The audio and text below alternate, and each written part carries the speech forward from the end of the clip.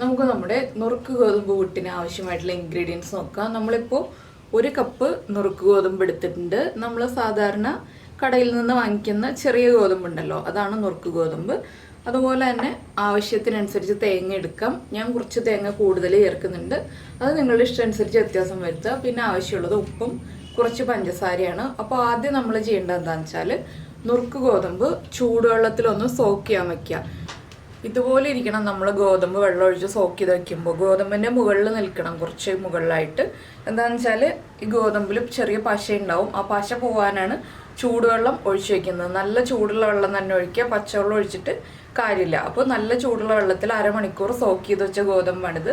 ഇത് നമുക്കിനി ഒന്ന് അരിച്ചെടുക്കാം.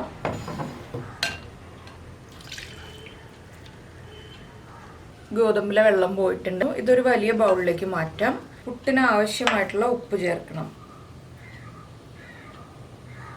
അതുപോലെ തന്നെ നിങ്ങൾ ഡയബറ്റിക് പേഷ്യൻസ് അല്ല എന്നുണ്ടെങ്കിൽ മാത്രം ഒരു 2 പിഞ്ച് പഞ്ചസാര ചേർക്കാം. ഡയബറ്റിക് പേഷ്യൻസ് ആണെങ്കിൽ പഞ്ചസാര ചേർക്കണം എന്നില്ല. ഞാനിപ്പോൾ ഒരു ടേസ്റ്റിന് വേണ്ടി കുറച്ച് പഞ്ചസാര ചേർക്കുന്നു എന്നേ ഉള്ളൂ. ഇത് ഓപ്ഷണലാണ്, താല്പര്യമുണ്ടെങ്കിൽ മാത്രം മതി. ഇതിലേക്ക് നമുക്ക് ആവശ്യത്തിന് തേങ്ങയും കൂടി ചേർത്തിട്ട് ഒന്ന് മിക്സ് ചെയ്തെടുക്കാം.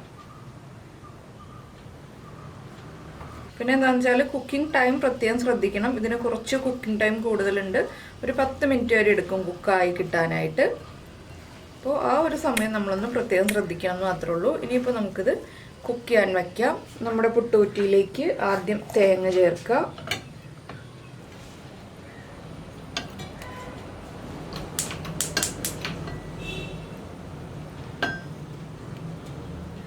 വീണ്ടും കുറച്ച് തേങ്ങ ഇട്ട് കൊടുക്കുക.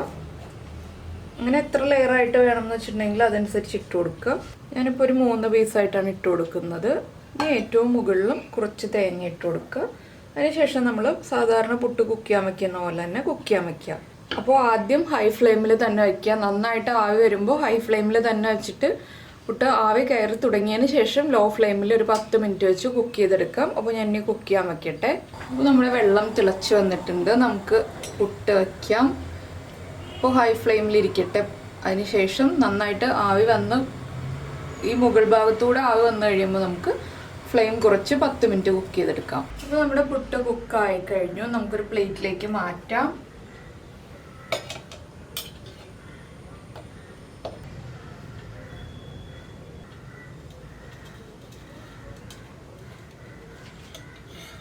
അപ്പോൾ നമ്മുടെ പുട്ട് ഇതാ റെഡി ആയി കഴിഞ്ഞു. എല്ലാവർക്കും എളുപ്പത്തിൽ ഉണ്ടാക്കാൻ പറ്റുന്നതാണ്. എന്താണെന്ന് വെച്ചാൽ പൊടി വറുക്കുക എന്നുള്ള ജോലിയൊന്നുമില്ല, കുറച്ച് കുക്കിംഗ് ടൈം കൂടുതൽ എടുക്കുന്നേ ഉള്ളൂ. അതുമാത്രം നമ്മളൊന്ന് ശ്രദ്ധിച്ചിട്ടുണ്ടെങ്കിൽ ഹെൽത്തി ആയിട്ട് ഉണ്ടാക്കി കഴിക്കാൻ പറ്റിയ പുട്ടാണ്. അപ്പോൾ എല്ലാവരും ഉണ്ടാക്കി കഴിച്ചു കഴിഞ്ഞിട്ട് ഇഷ്ടമായോ ഇല്ലയോ എന്ന് നമ്മുടെ വീഡിയോയുടെ താഴെ ഒന്ന് കമൻറ്റ് ചെയ്യുക. അതുപോലെ തന്നെ ഇഷ്ടമായി കഴിഞ്ഞിട്ടുണ്ടെങ്കിൽ മറക്കാതെ ഒരു ലൈക്കും കൂടി തരിക. അപ്പോൾ നമുക്ക് നമ്മുടെ അടുത്ത റെസിപ്പിയുമായിട്ട് അടുത്ത ദിവസം വീണ്ടും കാണാം.